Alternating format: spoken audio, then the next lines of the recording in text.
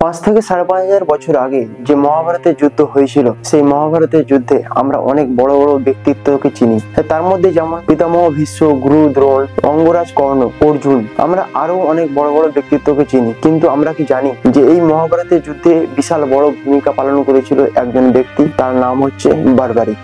আজকে ভিডিওতে আমরা সেই বারবারিকের সম্বন্ধে জানবো এবং মহাভারতের যুদ্ধে তার কতটা গুরুত্বপূর্ণ ভূমিকা ছিল সেই সম্বন্ধে আমরা আজকে ভিডিওতে পুরোপুরি জানবো। আমাদের চ্যানেলে নতুন এসে থাকলে অবশ্যই চ্যানেলটিকে সাবস্ক্রাইব করে নিন।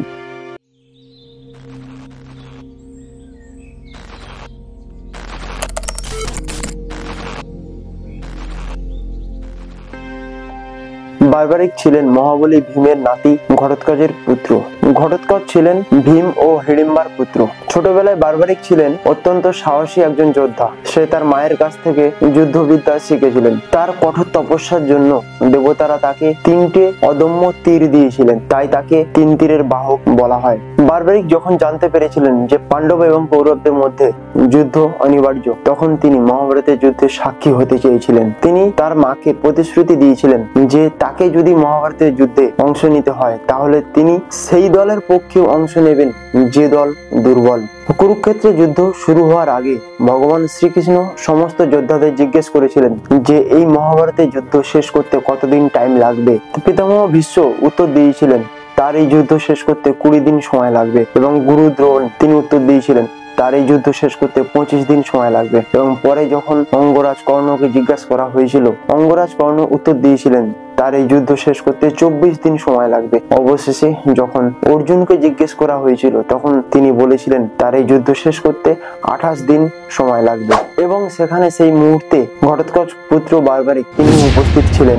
অবশেষে ভগবান শ্রীকৃষ্ণ বারবারিককে এই প্রশ্ন করলেন যে তার মহাভারতের যুদ্ধ শেষ করতে কতদিন টাইম লাগবে। তো সেখানে বারবারিক বলেছিলেন 3টে বাণ চালাতে তার যতক্ষণ টাইম লাগে তার এই যুদ্ধ শেষ করতে ঠিক ততখানি সময় লাগবে। ভগবান শ্রীকৃষ্ণ তখন বারবারিককে জিজ্ঞাসা করলেন যে কিভাবে তুমি এত তাড়াতাড়ি এই যুদ্ধ শেষ করতে পারবে। তখন বারবারিক উত্তর দিয়েছিলেন যে তার কাছে যে 3টে তীর আছে, সে 3টে তীরের কাজ, প্রথম তীর তিনি যখন নিক্ষেপ করবেন তিনি যেসব জিনিসকে ধ্বংস করতে চাইবেন সেগুলোকে তিনি চিহ্নিত করবেন। 2 নম্বর তীর তিনি যখন নিক্ষেপ করবে তিনি যেসব জিনিসগুলোকে এবং যাদেরকে তিনি সংরক্ষিত রাখার চেষ্টা করবে তাদেরকে চিহ্নিত করবে। এবং 3 নম্বর তীর যখন তিনি নিক্ষেপ করবে সমস্ত চিহ্নিত জিনিসকে, মানে যেগুলোকে তিনি চেয়েছিলেন ধ্বংস করার জন্য, তাদেরকে ধ্বংস করে দেবে। তাহলে আপনারা বুঝতেই পারছেন যে বারবারিকের ক্ষমতা কতটা ছিল, এবং তাদেরকে ধ্বংস করে সেই তীর তার তুনে ফিরে আসবে। কৃষ্ণ তখন বারবারিককে জিজ্ঞেস করেছিলেন তিনি কোন পক্ষের হয়ে যুদ্ধ করবেন। বারবারিক বলেছিলেন যে পক্ষ দুর্বল থাকবে তিনি সেই পক্ষের হয়ে যুদ্ধ করবেন। सत्य यह है कि मैं इस युद्ध में निर्बल पक्ष की ओर से भाग लूंगा। माता के समक्ष स्वयं को वचन दिया है मैंने। তুলনামূলকভাবে কৌরবদের থেকে পাণ্ডবদের সেনার পরিমাণ অনেকটাই কম ছিল, কারণ কৌরবদের কাছে ছিল 11 অক্ষৌহিনী সেনা এবং পাণ্ডবদের কাছে ছিল 7 অক্ষৌহিনী সেনা। সে তুলনায় বারবারিক পাণ্ডবদের হয়ে যুদ্ধ করবেন বলেন। সেই সময় ভগবান শ্রীকৃষ্ণ বারবারিককে তার মাকে দেওয়া প্রতিশ্রুতির কথা মনে করিয়ে দেন। তিনি তার মাকে বলেছিলেন যে পক্ষ দুর্বল থাকবে সেই পক্ষের হয়ে তিনি যুদ্ধ করবেন। এই কথার অর্থ হলো এই যে তিনি যদি পাণ্ডবদের হয়ে যুদ্ধ করেন তো তার কাছে এতটাই শক্তি আছে যে সে এক নিমেষে কৌরবদের অনেক সেনাকে সে ধ্বংস করে দিতে পারে।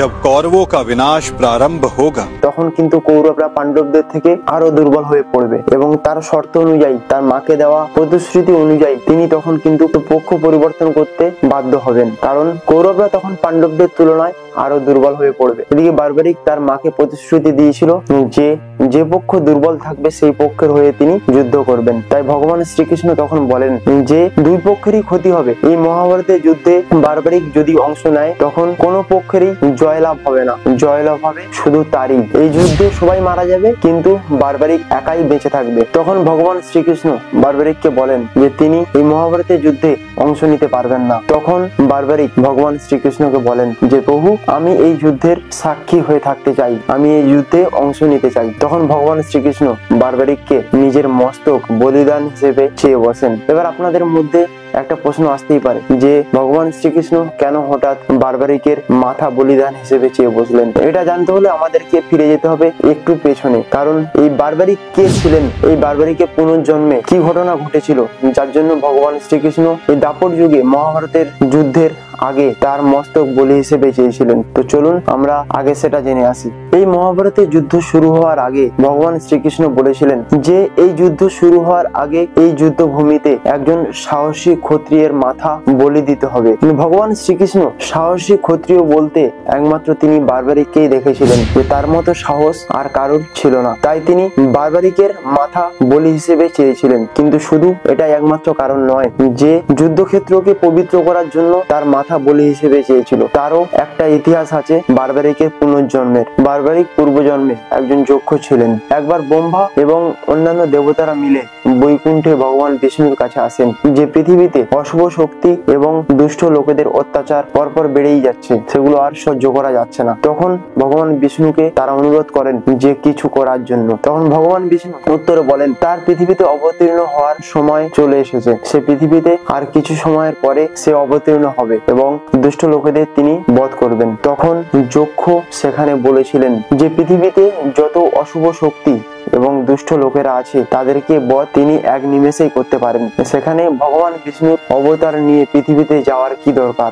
যক্ষের সেই কথা শুনে ব্রহ্মা প্রচন্ড রেগে যান এবং তিনি যক্ষকে অভিশাপ দেন যে পৃথিবীতে অশুভ শক্তি নির্মূল করার সময় যখন আসবে সবার প্রথমে ভগবান বিষ্ণু তাকে হত্যা করবেন।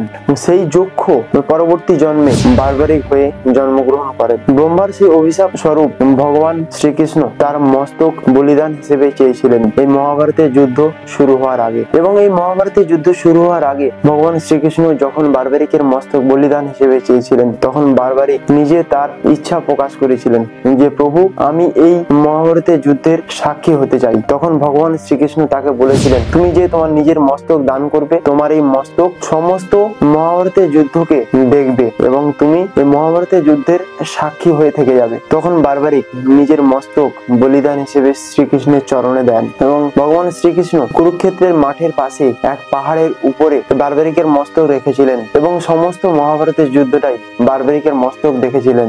যুদ্ধ জয়লাভ করার পর পাণ্ডবেরা যখন নিজেদের মধ্যে তর্ক করছিল যে তাদের এই জয়ের পেছনে দায়ী কে, তখন ভগবান শ্রীকৃষ্ণ বলেছিলেন যে তাদের এই জয়ের পেছনে দায়ী হচ্ছে বারবারিক, কারণ সমস্ত যুদ্ধটাই বারবারিক নিজের চোখে দেখেছেন। তাকে জিজ্ঞেস করা সব থেকে ভালো হবে যে এই যুদ্ধে জয়ের পেছনে দায়ী কে।